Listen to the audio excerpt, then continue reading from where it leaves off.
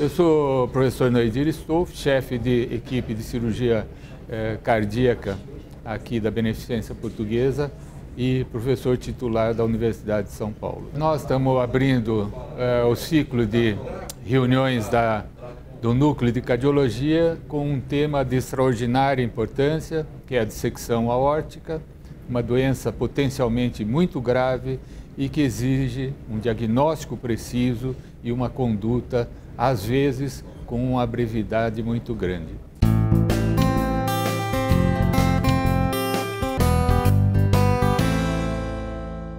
Eu sou Vitor Haddad, cardiologista da Beneficência há mais de 30 anos, trabalho na equipe do professor Noedir Stolf e hoje nós vamos falar sobre o diagnóstico clínico da dissecção de aorta. Nós vamos iniciar com o tema, como disse o professor Noedir, da dissecção de aorta, um tema que relata uma doença catastrófica e que nesse hospital possui cirurgiões com reconhecimento internacional na sua correção. Vamos iniciar relatando que a aorta ela tem uma artéria elástica e essa artéria elástica, diferentemente da artéria muscular das outras artérias do organismo, ela tem mais células musculares lisas. São células musculares lisas para fazer principalmente a função mais importante da aorta, que é a função de bomba, de condução de sangue. Nós sabemos que a aorta carrega cerca de 300 milhões de litros de sangue durante toda a vida e é responsável por mais de 2 bilhões de batimentos na vida toda. E precisa ter uma camada elástica mais significativa para que isso faça sem o seu rompimento. A gente sabe também que a aorta tem receptores de pressão, principalmente na porção ascendente e no arco aórtico, que fazem com que haja uma regulação adequada da pressão. Ou seja, se houver uma diminuição da pressão, vai haver um aumento da resposta reflexa, com um aumento da frequência cardíaca e da resistência vascular sistêmica e vice-versa. Um pouquinho de anatomia, né? A aorta torácica, nós temos 3 porções. A aorta ascendente tem aproximadamente 5 centímetros. Na sua porção inicial, ela é um pouquinho mais larga, 3,5 centímetros de diâmetro, pode chegar. E aonde está inserida a válvula aórtica, a artéria coronária direita, o ósteo da artéria coronária direita e esquerda. No arco aórtico, nós temos a saída dos 3 troncos principais. Após o arco tem o istmo e a partir do istmo a aorta descendente, do diafragma para baixo a aorta descendente, de onde saem as ilíadas. As afecções mais importantes da aorta torácica são os aneurismas, as dissecções e o que a gente chama de afecções afins à dissecção, que são a úlcera penetrante ou hematoma mural. Nós vamos falar basicamente das dissecções agudas, né?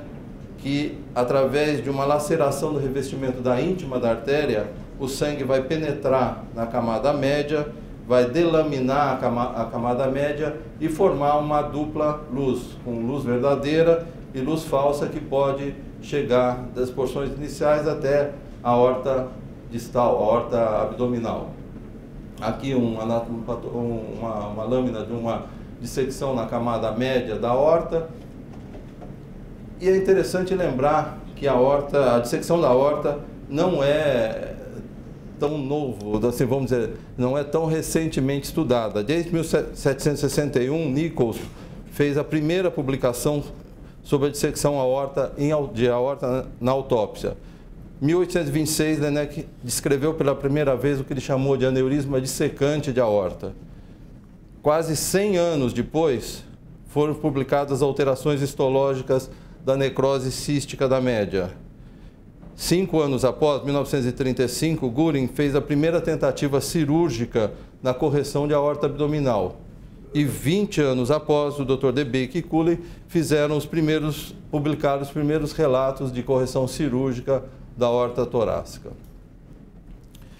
A dissecção da aorta pode ser classificada segundo o tempo e segundo a sua localização. Até 2 semanas, onde a mortalidade é maior, ela é chamada de dissecção de aorta aguda, e a partir das 2 semanas, dissecção de aorta crônica. Segundo a localização, o Dr. DeBake classificou em tipo 1, 2 e 3. O tipo 1, o orifício de entrada está localizado junto à aorta proximal,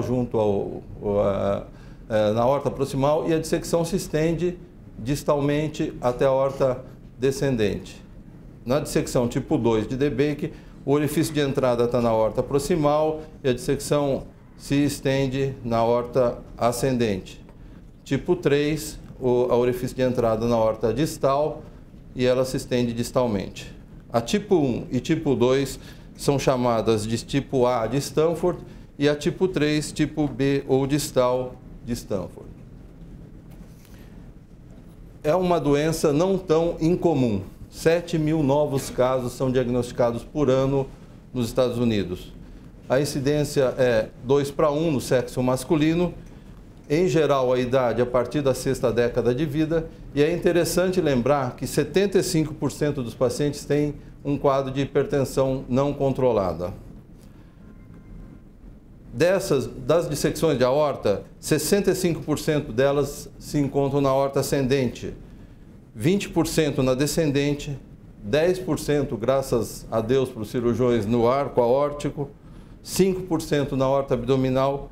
E é bom lembrar que na aorta ascendente, a mortalidade nas primeiras 48 horas chega a 1% a hora, como eu disse, nas primeiras 48 horas, e ao cabo de um mês pode chegar a 90% de mortalidade. Os fatores de risco são já bastante conhecidos: a idade avançada, a hipertensão, o tabagismo, a dislipidemia principalmente, mas também o uso de cocaína, as doenças do tecido conectivo, as doenças congênitas e as doenças inflamatórias. Esses fatores de risco vão atuar naquele local de penetração na aorta, vamos dizer assim, causando uma delaminação da média e com outros cofatores que são o aumento da frequência cardíaca, a pressão arterial continuadamente descontrolada, alteração na curva de pressão, na viscosidade e com aumento do efeito de sucção, fazendo com que haja uma progressão da dissecção e as suas complicações, que são muito graves. Em relação aos achados clínicos, como eu disse, 70%, 75% dos pacientes são hipertensos quando você tem uma dissecção da aorta proximal, a aorta distal, mais ou menos a metade. A hipotensão arterial, o paciente chocado, ele pode se manifestar em 25% dos pacientes com dissecção de aorta proximal, contra 4% na distal. As anormalidades de pulso também estão mais presentes na aorta proximal, 30% a 15%. O infarto, que a gente observa somente na aorta proximal em 1 a 2% dos casos, e tem uma explicação: muitas vezes o orifício de entrada é junto do ósseo coronariano, mais do ósseo coronariano direito do que do esquerdo, e pode fazer um falso diagnóstico de infarto agudo do miocárdio, levando a um falso, a um tratamento errôneo com trombólise. E a gente tem que citar que a trombólise realizada em pacientes com dissecção de aorta, em algumas séries, tem mortalidade de 71% descrito. Quer dizer, o diagnóstico tem que ser preciso de que a dissecção, o infarto foi decorrente à dissecção e não decorrente à aterosclerose. A insuficiência aórtica está presente somente na aorta proximal e a gente pode ter 6 a 19% dos pacientes com achados neurológicos, mais comum do que na aorta distal, 3 a 6%. 6% é mais ou menos o que a gente espera de acidente vascular cerebral, principalmente na aorta proximal. Lembrar que 10% dos pacientes são assintomáticos. Eles não têm sintomas e têm uma dissecção de aorta em qualquer porção da aorta. 7% se manifestam com insuficiência cardíaca. 13% têm síncope. E a gente pode observar também pacientes com paraplegia e cuja primeira manifestação é a parada cardiorrespiratória. Sem dúvida, a dor torácica é a manifestação clínica mais importante.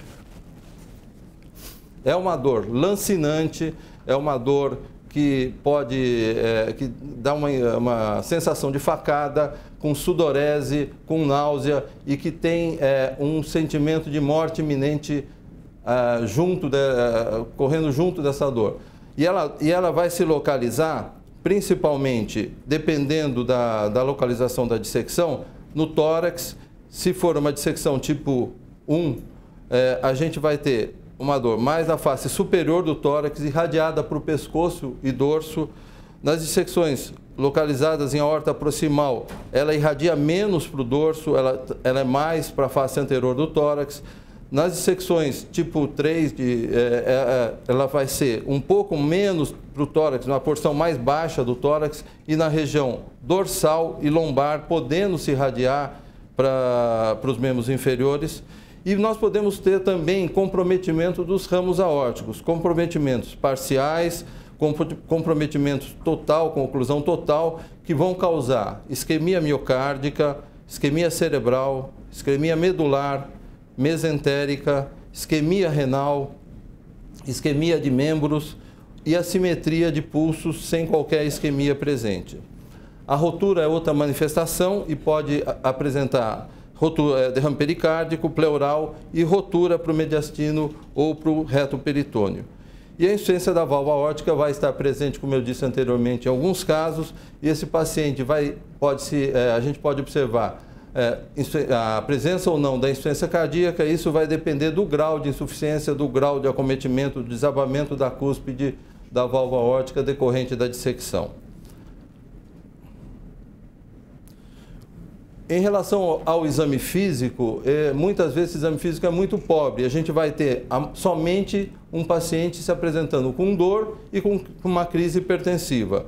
Mas as alterações da pressão, tipo divergência entre a máxima e a mínima, decorrente de uma insuficiência aórtica importante, acompanhada de ausculta de sopro diastólico aórtico, pode estar presente. Temos que avaliar bem os pulsos, as simetrias dos pulsos em membros superiores e membros inferiores.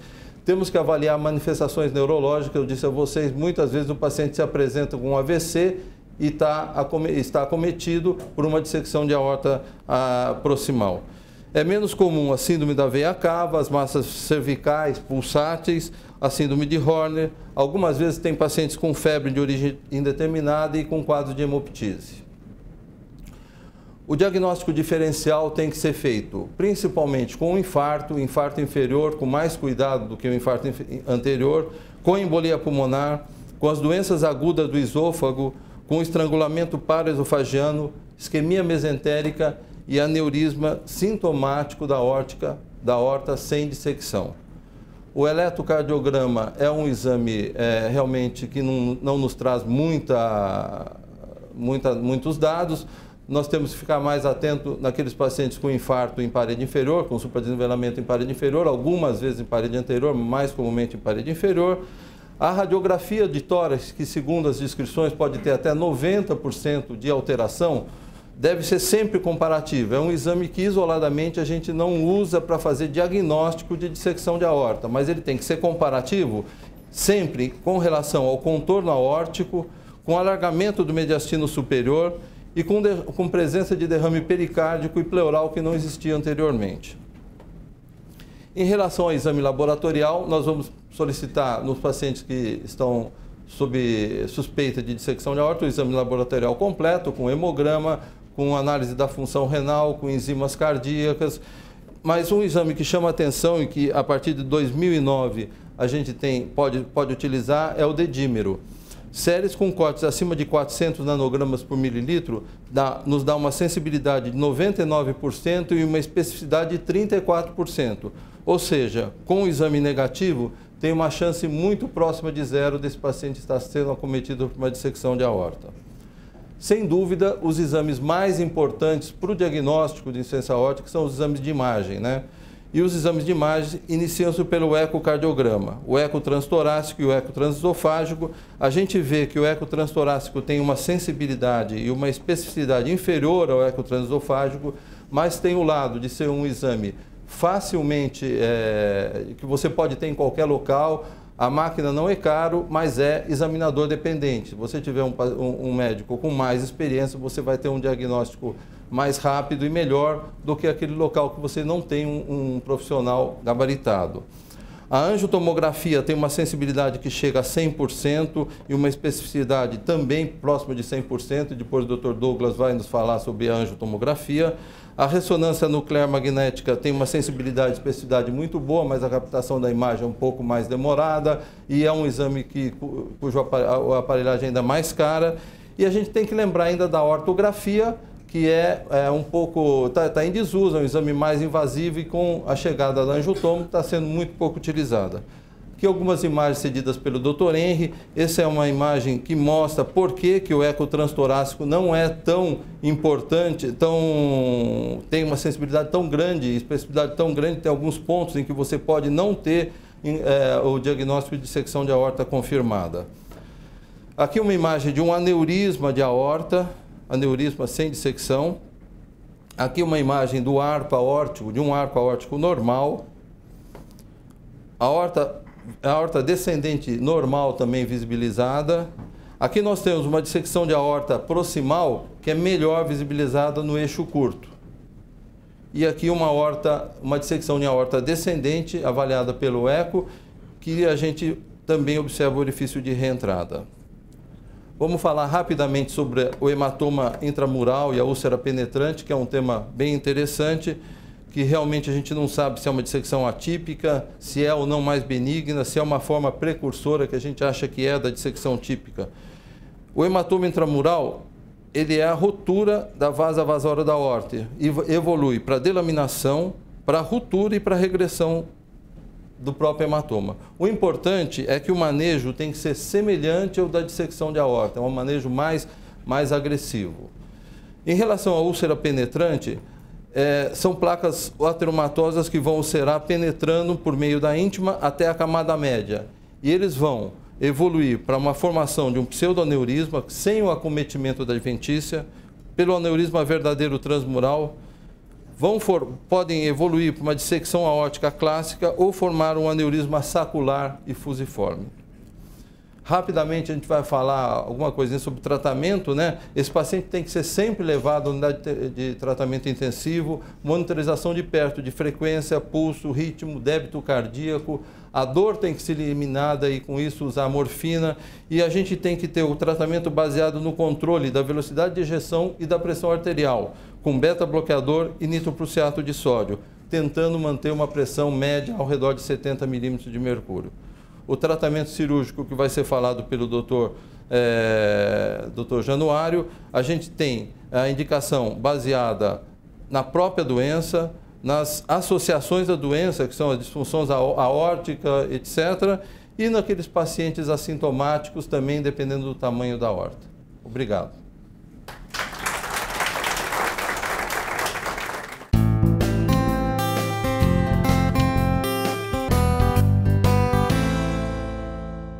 Sou Douglas Rassi, médico radiologista da Medimagem, do Hospital Beneficência Portuguesa de São Paulo e Hospital São José.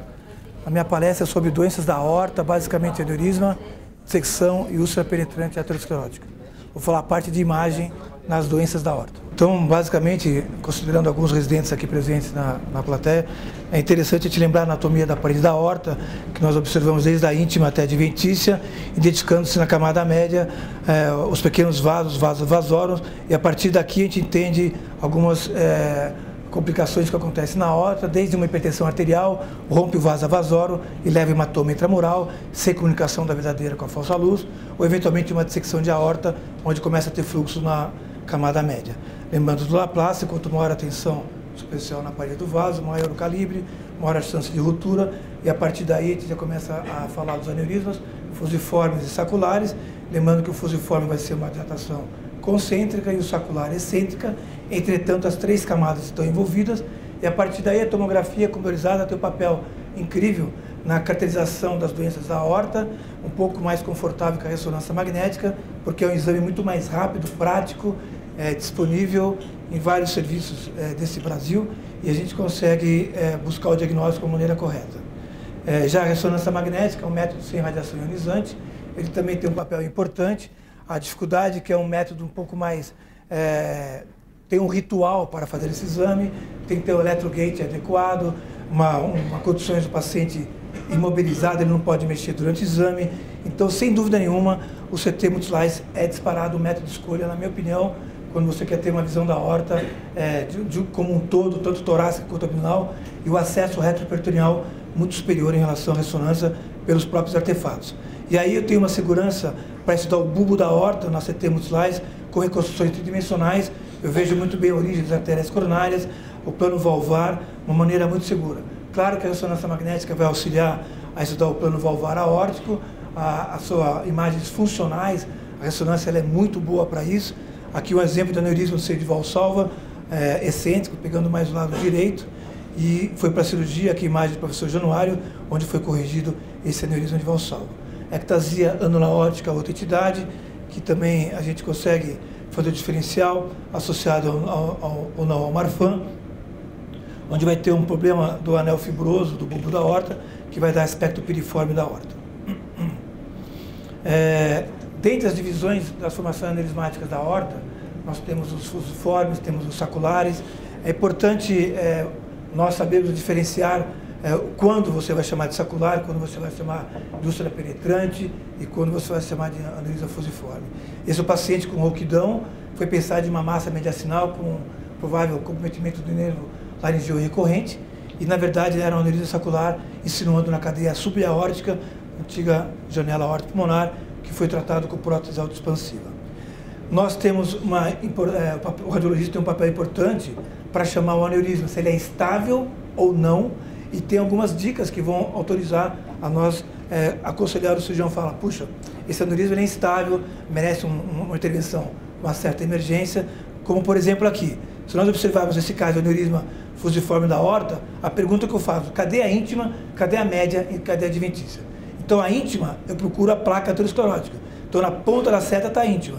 Então eu concluo que isso daqui não é uma dissecção de aorta.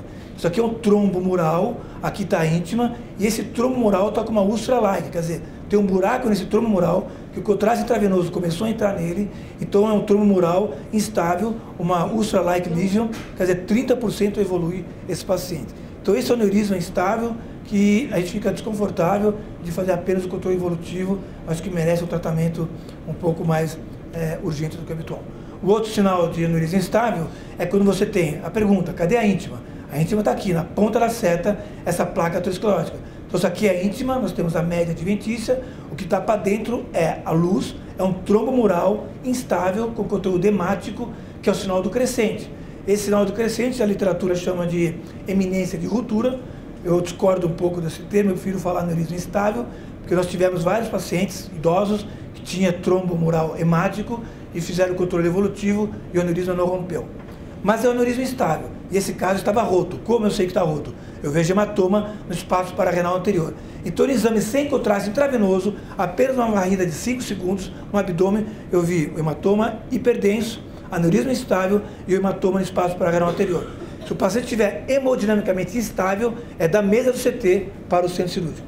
Se ele estiver estável, a gente até pode injetar um contraste intravenoso para auxiliar uma intervenção. Hoje em dia nós já temos visto vários tratamentos de aneurisma roto com prótese autoexpansiva, menos invasiva, e o paciente tem evoluído bem. Então, se ele estiver estável, podemos até injetar um contraste intravenoso para ver o local da ruptura, para auxiliar ou não uma colocação de uma prótese autoexpansiva. Como nesse exemplo também, paciente estável, fizemos a tomografia, notem só o hematoma retroperitoneal e aqui o local da perfuração, um aneurisma roto, que foi para a prótese autoexpansiva.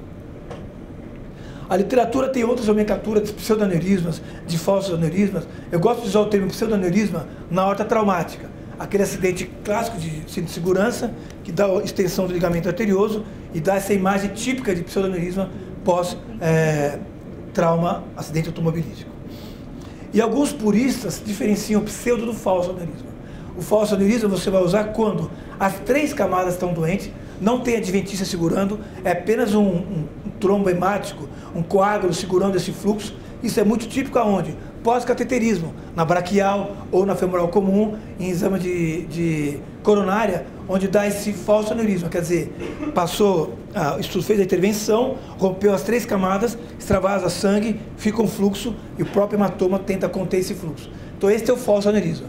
O pseudo seria quando a adventícia segura, associado eventualmente a um trauma automobilismo.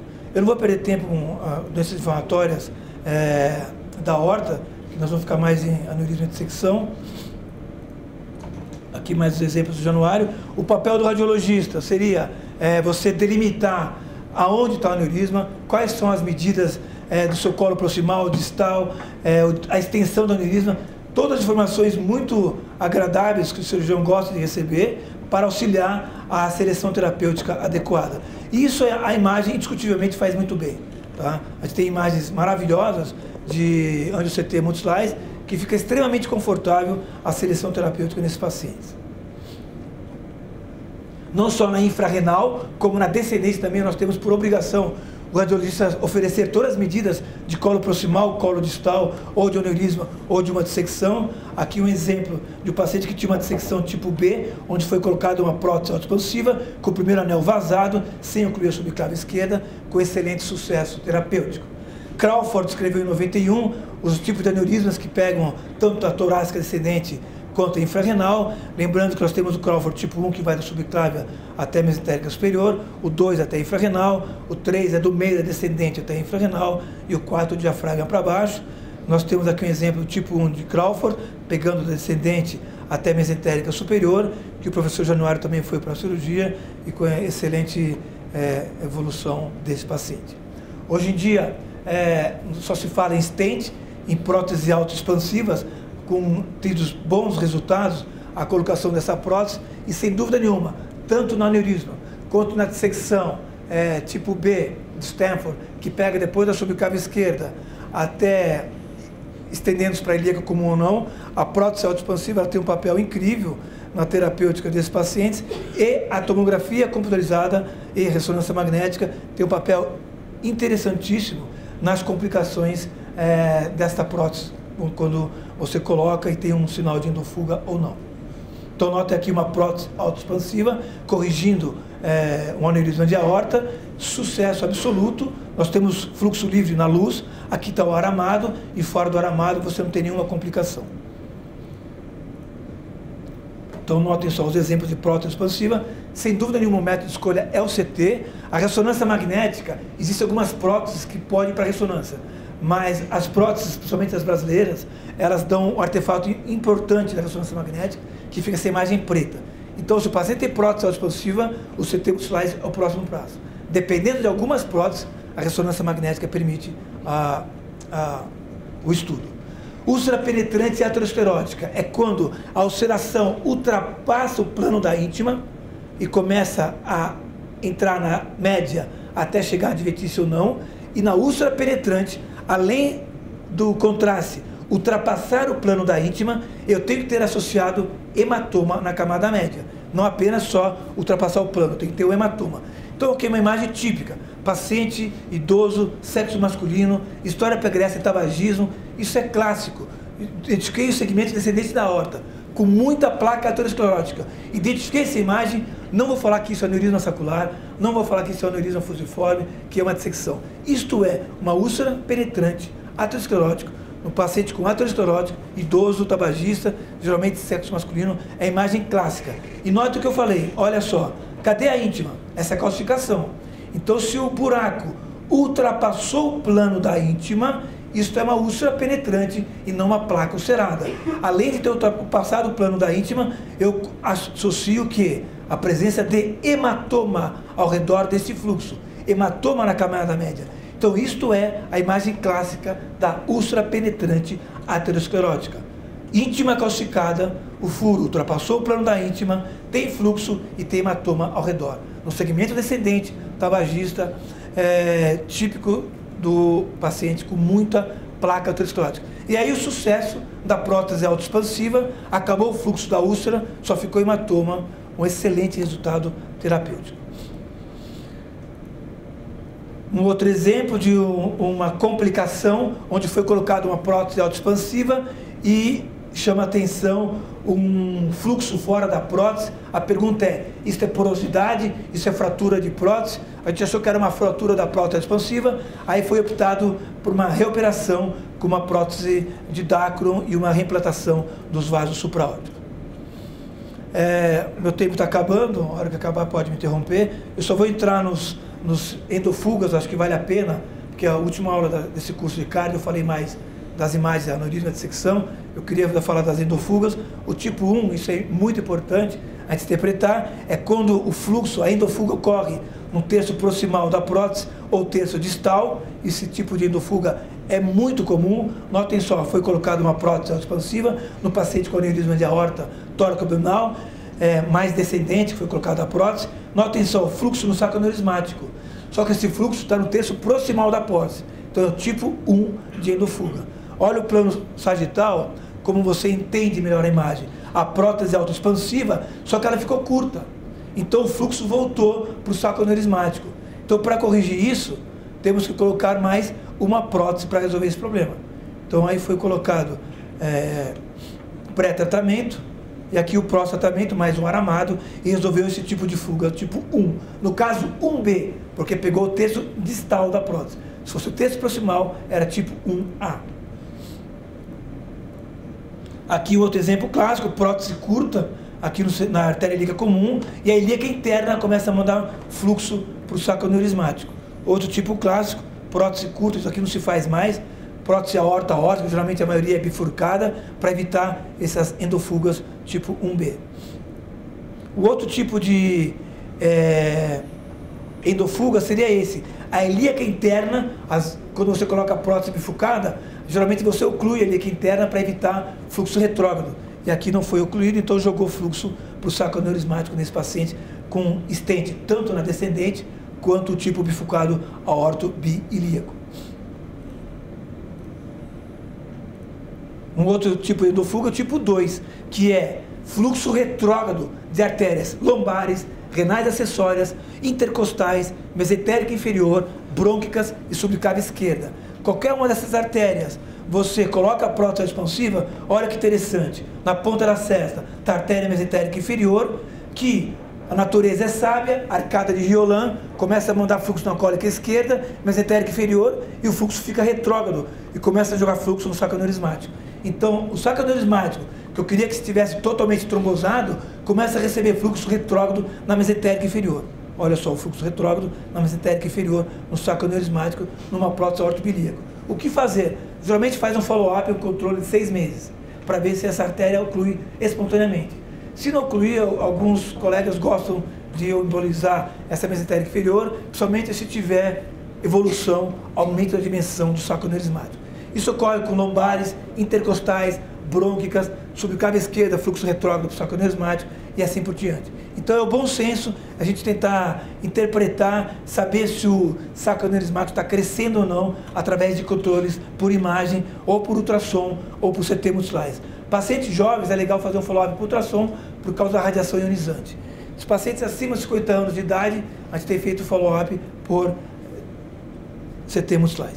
Tipo 3 é fratura da prótese ou desconexão. Olha só, uma prótese stent fraturado, e onde começa a ter fluxo no saco aneurismático. Olha só, reconstrução no computador da tomografia, eu coloco a prótese na minha mão, né? Então eu vou reconstruindo as imagens, vou recortando as imagens e consigo colocar o stent no filme, na mão do cirurgião, para ele ver como é que ficou. Aqui um outro exemplo, que a gente achou que era um tipo 1 de endofuga, subclave esquerda, jogando o contraste para o saco aneurismático.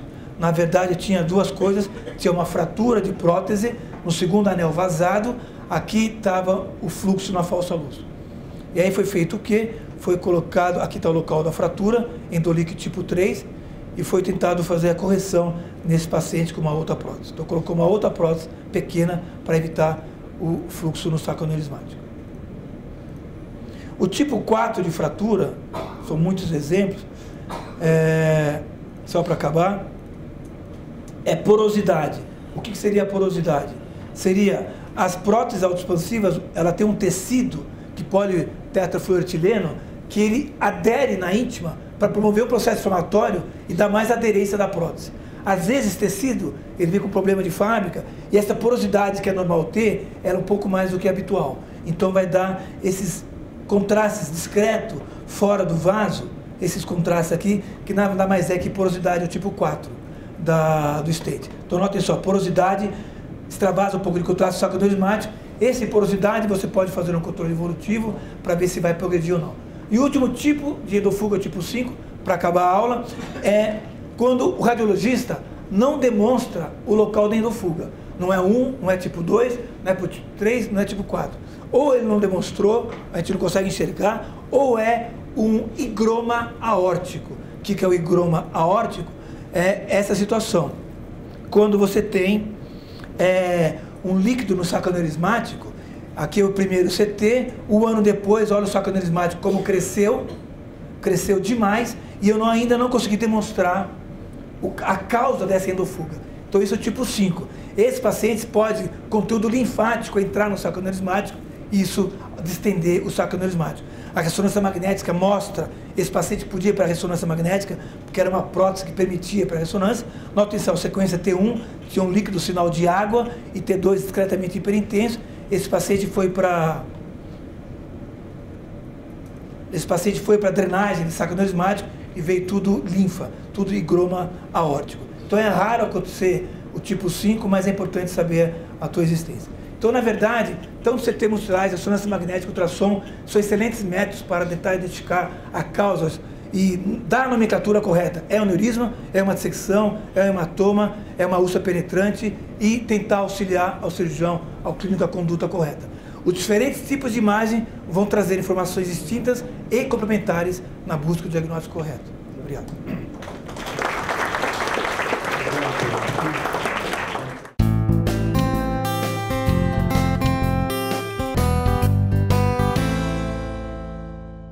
Eu sou Januário Manuel de Souza, sou cirurgião da Beneficência Portuguesa, cirurgião cardiovascular. Vamos ter uma sessão sobre o tratamento das doenças da aorta, especialmente da dissecção.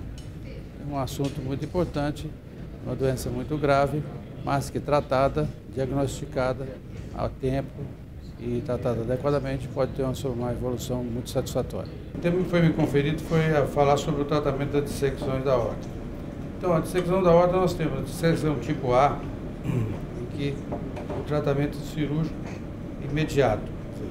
O paciente tem dissecção tipo A, feito assim, os diagnósticos rápidos, as avaliações rapidamente, deve ser operado. E o tratamento da dissecção tipo A vai variar muito de acordo com a extensão e com o tipo de apresentação. Então, o paciente, por exemplo, que tem uma dissecção tipo A restrita, que começa na aorta ascendente. Geralmente ela se estende por toda a aorta, mas não tem, por exemplo, perfuração no arco, nem ruptura no arco. Então, geralmente você pode conseguir resolver com um tubo reto na aorta ascendente, e geralmente essa cirurgia é feita com extracorpórea, hipotermia, com parada circulatória, com perfluxo, para proteger tanto o cérebro quanto os órgãos, as vísceras, o sistema nervoso, a medula.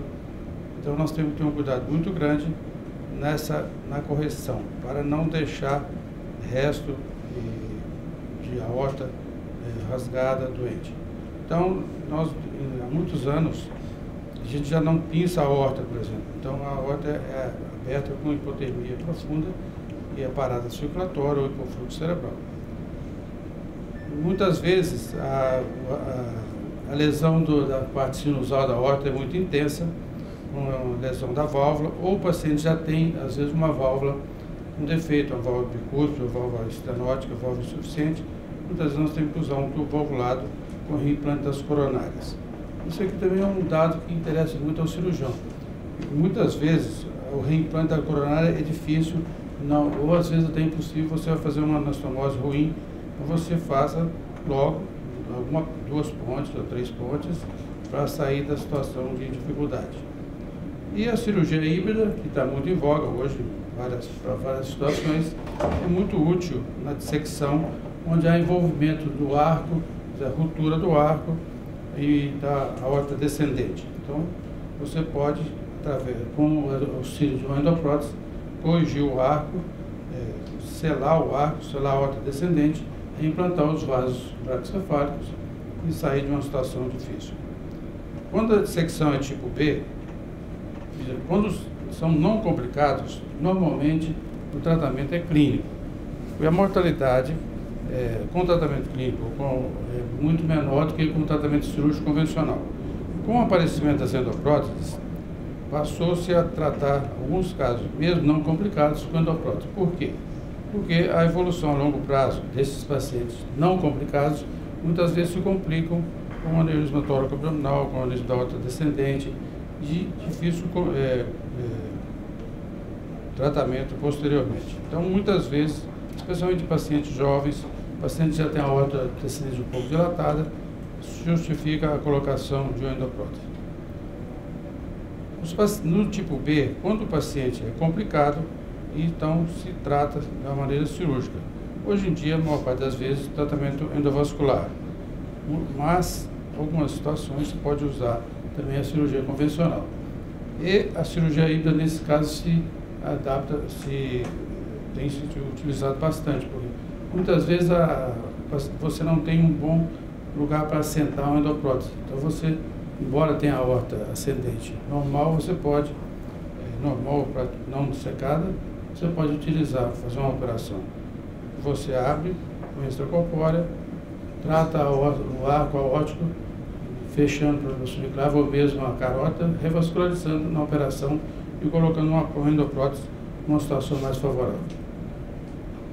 Quando a dissecção é crônica, então normalmente chamado também aneurisma dissecante ou dissecção crônica, a indicação vai depender muitas vezes do diâmetro, como o Douglas já falou aqui, o Haddad também falou, da extensão da forma que você vai tratar. Então, um paciente, mesmo que ele tenha uma dissecção tipo A, crônica, com diâmetro baixo, pequeno, você pode manter esse paciente clinicamente.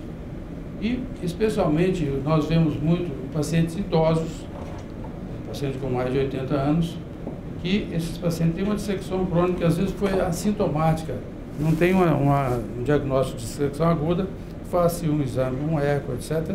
Ele tem uma dissecção, tem diâmetro lá de 4,5, 5, esse paciente pode ser tratado clinicamente. Quando o paciente tem doenças associadas, essas relações de diâmetro, tudo às vezes ficam, não são respeitadas. Por quê? O paciente pode ter uma insuficiência aórtica, com uma aorta não muito grande, uma dissecção, mas ele tem, a indicação é pela insuficiência aórtica. Nesse caso, mesmo que o diâmetro seja 4,5, 5, você vai tratar. E também, o que é muito comum, um paciente que tem insuficiência coronária associada a uma dissecção estalar silenciosa crônica. E você está indicado sempre a operação quando existe um aneurisma, realmente um aneurisma grande, e tudo como nós vamos ver em algumas situações. Então, as situações mais complicadas são essas, quer dizer, onde está hoje muito em voga e com grande utilidade a operação chamada híbrida. São nesses pacientes que têm grandes extensões dissecadas aneurismáticas, localizações, às vezes não uma extensão, um aneurisma só, mas localização múltiplas. Pacientes com doenças associadas, tipo DPOC, tipo já reoperação, e pacientes idosos, e esses pacientes então têm uma utilização muito boa da chamada operação híbrida. Você faz uma operação com uma extensão, uma incisão menor, uma extensão menor, e trata uma área, uma extensão maior. Aqui, por exemplo, nós vemos, esse slide até já foi mostrado pelo Dr. Douglas, em que esse paciente, ele tem um grande aneurisma verdadeiro aqui, e tem uma dissecção tipo B, com uma formação aneurismática também muito grande. Então, esse paciente ele foi tratado de uma maneira híbrida.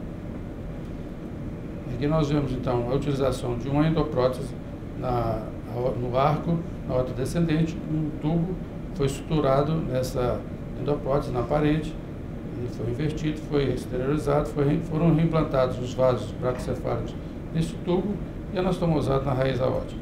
Então aqui, como já mostrou aqui, uma coisa que seria muito difícil de resolver com uma operação aberta única, com uma endoprótese ficou bastante mais favorável.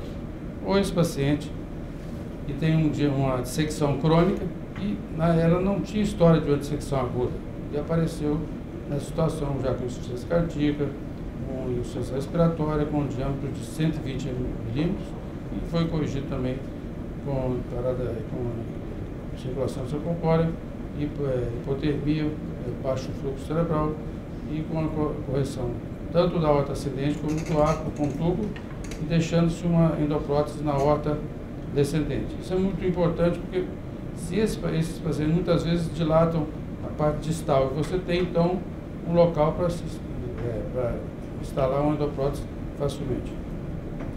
Isso aqui é uma complicação de um paciente que, isso é muito comum hoje, foi colocado uma endoprótese no arco e na aorta descendente e fez uma ulceração, uma dissecção localizada que pode ser tratado com uma cirurgia híbrida, sem extracorpórea, uma toracotomia, um tubo bifurcado, revascularizando os vasos tromboencefálico e a carótida e colocando uma endoprótese até nessa localização. Isso é um fio de marca-passo, que é radiopaco, que você utiliza para limitar a expansão da prótese nessa região. Esse paciente também, nós podemos ver aqui, eu falei, uma extensão muito grande, um aneurisma, uma dissecção da aorta tipo A.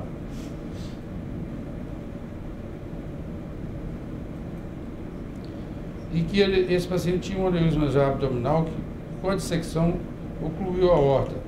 E esse paciente tinha uma isquemia muito acentuada da parte dos membros inferiores, da bacia, etc.